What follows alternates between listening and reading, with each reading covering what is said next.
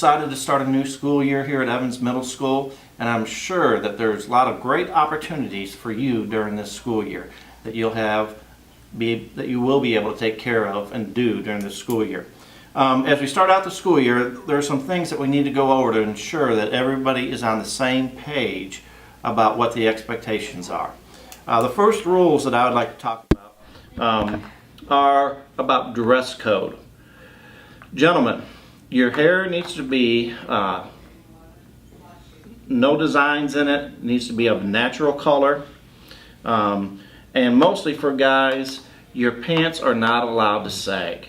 We will strictly enforce this, and of course, just like with the girls, the pants have to be fingertip length.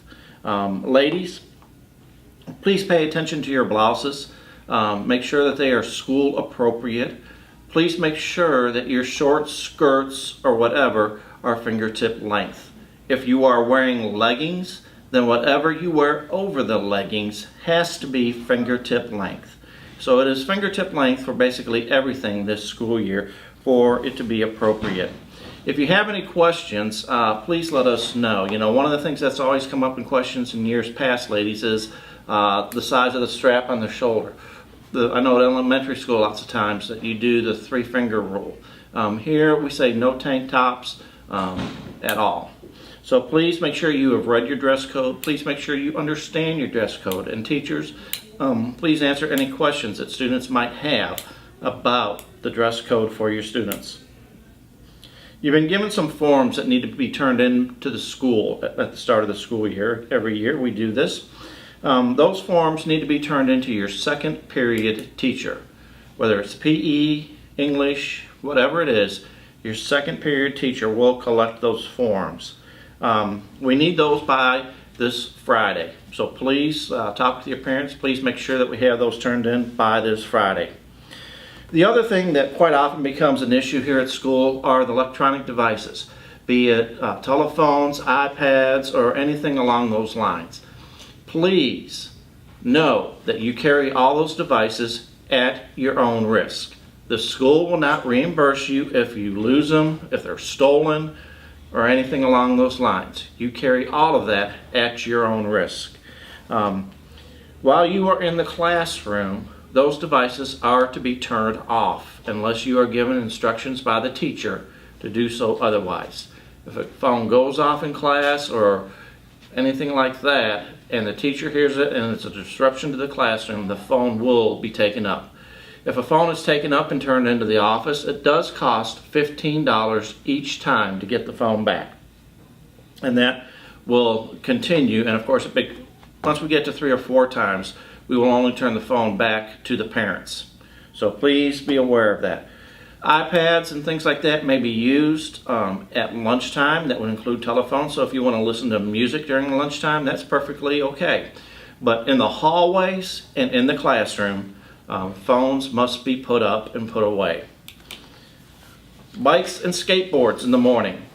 There are signs posted outside that say that you may not ride your skateboards. We ask that you walk your bike on school property so that you don't run into anybody. We have lots of kids walking around, lots of cars driving around, and we really need your bikes locked up.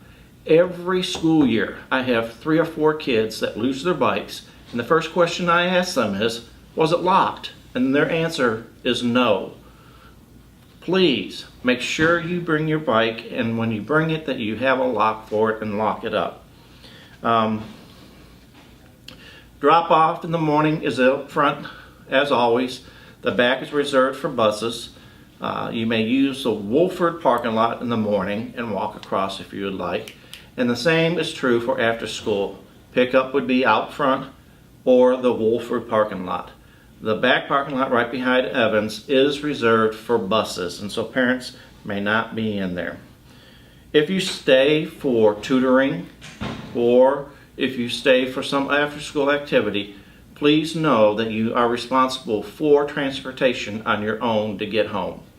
Once the school year gets going, we will supply you with a couple of late buses that will run, and we will tell you the times, but they will not be every day, and they will not run, or they will not be something you'll be able to count on exactly for athletic purposes. So please make sure that you take care of the tutoring after school.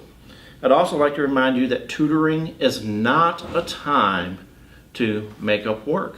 If you didn't turn work in and it was homework, well, it's homework. Tutoring's not the time to take care of that. All right? Tutoring is for when you don't understand something and you need to come in and ask questions for help. Please make sure that you know all of the rules of the school, the student code of conduct. Your parents will sign off on that. It's available on the website along with the Evans Student Code of Conduct, which is on the Evans website. And please make sure you take your time to read all the rules of Evans Middle School and McKinney Independent School District. We want to make sure that we have a great year, and so we want to make sure that you are aware of what the requirements are here at Evans Middle School. In a moment, you'll be hearing some of the you'll be hearing from some of the other staff members here at Evans Middle School, and they'll be welcoming you and explaining some of the other details of Evans Middle School. Hi Evans students, I'm Nancy Yarbrough. I'm the nurse here at Evans. I'm just going to talk to you a little bit about the clinic here today.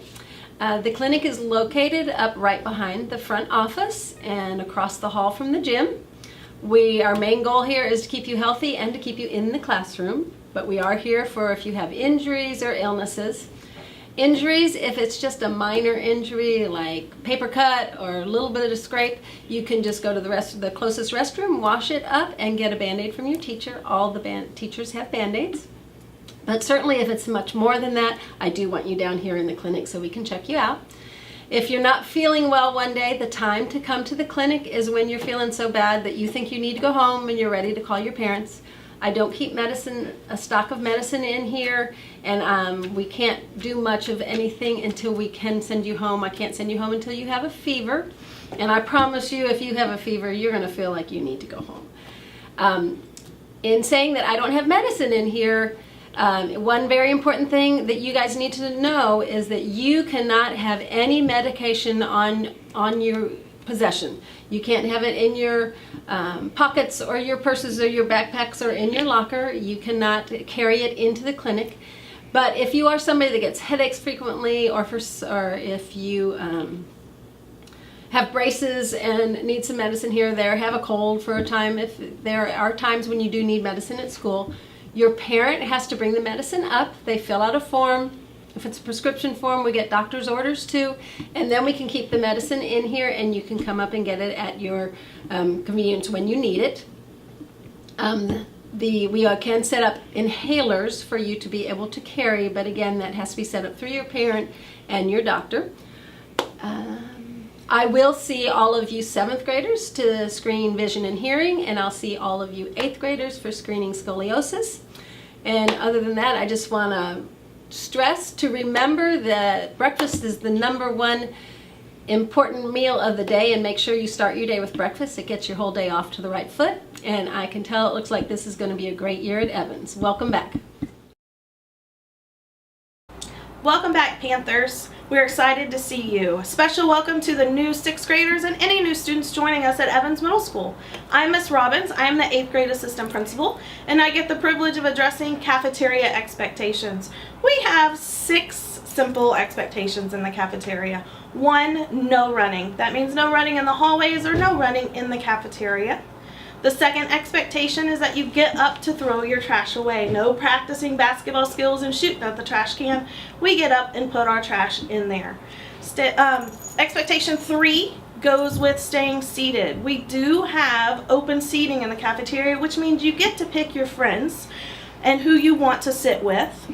But once you find your seat, we expect that you stay there and you stay seated. Expectation 4 is that if you need to leave the cafeteria, and that is usually to go to the restroom or maybe using a library pass, that you ask an adult for permission before you leave. Expectation number 5 goes with you getting a 5-minute warning, and that means that it's 5 minutes until it's time to go. At that point, you no longer can leave to go to the restroom, and snack line is closed, and we focus on getting the area clean. And that goes with expectation number 6, and that is that you use your manners and behave in a way that you would at home or out with your family so that we can have an enjoyable lunch. It's also a time that's when you have the privilege of using your cell phones, and that you can have that time to listen to music, play with friends, any of that kind of thing. So it is your free time, but we expect that you handle that in a responsible manner, and that you take the time to enjoy your lunch as well as cleaning up after yourself and your table. That is all I have for cafeteria rules and expectations. Hope we have a great school year. Welcome back, Panthers. We're excited about another year here at Evans Middle School. I'm Darla Jackson. I'm one of the assistant principals, and we're glad to have everyone returning. I'm here to talk to you guys today about our tardy policy. And our tardies are when you are not in class on time. Each individual period is counted as its own class. So in other words, you could get your first tardy in first period and turn around and get a second tardy in third period, and that's yet a new tardy. So make sure you're to every single class on time. And when we say we're on time, we're not dashing down the hall, jumping into our classroom as the bell is ringing. You need to be inside your class, not running through the door when that bell rings. Preferably, you're already in your seat when that happens. So make sure you are on time to your classes. The first time that you are not to class on time, it will be a warning. We'll just kind of give you a reminder that, hey, this is your part of the job. You need to be in class on time. The second time, it becomes a detention. That detention would last until 5:30, and those can be served on a Tuesday or Thursday, preferably the closest Tuesday to Thursday as what you got the tardy. The third time will be another 5:30 detention. The fourth one, however, jumps to an office referral and a 7 o'clock detention. And so you don't want to get yourself in one of those situations. Now, obviously by that point, you've learned your lesson and you're getting yourself to class on time. However, if you do get a fifth tardy, it becomes up to your administrator on how they're going to handle the consequence. It could be as major as having a suspension on your record. No one wants to be in that situation, so get yourselves to class on time. Now, your tardy policies, they start over every quarter. So once you have your one warning, then that is going to go through that first quarter. Second quarter, when it rolls around, your tardies will start over again. So that way, it doesn't snowball on you too badly. But you still need to remember to be to class on time. We're excited for another year, and go Panthers! Thank you, and have a great year.